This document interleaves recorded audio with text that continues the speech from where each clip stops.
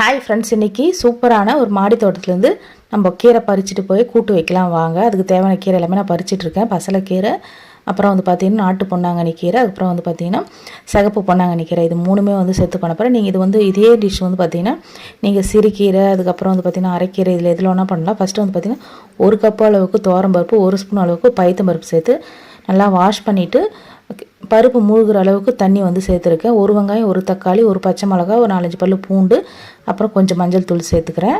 அதுக்கப்புறம் வந்து பார்த்திங்கன்னா நம்ம கீரை வந்து நல்லா வந்து க்ளீன் பண்ணிவிட்டு அப்புறம் வந்து பார்த்திங்கன்னா அலசிட்டு அதுக்கப்புறமா தான் நான் வந்து பொடியை வந்து கட் பண்ணிக்க போகிறேன். ஏன்னா பொடியை நம்ம கூட்டு மாதிரி தான் பண்ண போகிறோம். அதனால் வந்து பார்த்திங்கன்னா பொடியை வந்து கீரையை வந்து நான் கட் பண்ணிக்கிறேன். நீங்களும் அதே மாதிரி கட் பண்ணி போட்டுக்குங்க.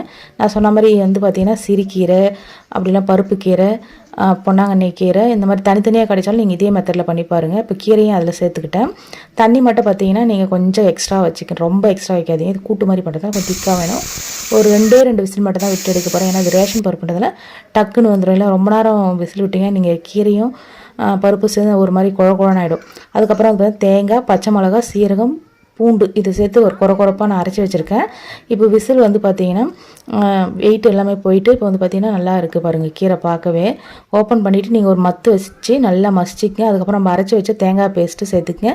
தேவையான அளவுக்கு உப்பு சேர்த்து நல்லா மிக்ஸ் பண்ணிவிட்டு தேங்காயோட பச்சை வாசனை போகிற அளவுக்கு நீங்கள் கொதிக்க வச்சுட்டு இதுக்கு ஒரு தாளிப்பு மட்டும் கொடுத்துட்டா சூப்பரான கீரை கூட்டு வந்து ரெடி ஆகிடும்.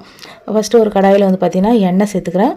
கடுகு, சீரகம், அப்புறம் வந்து பார்த்திங்கன்னா கடலைப்பருப்பு, உளுத்தம்பருப்பு இது எல்லாமே சேர்த்து நல்லா செவந்ததுக்கப்புறமா நம்ம கொஞ்சம் வெங்காயம், தட்டி வச்ச பூண்டு, காரத்துக்கு வந்து பார்த்திங்கன்னா பச்சை மிளகா சேர்த்துருக்கோம்.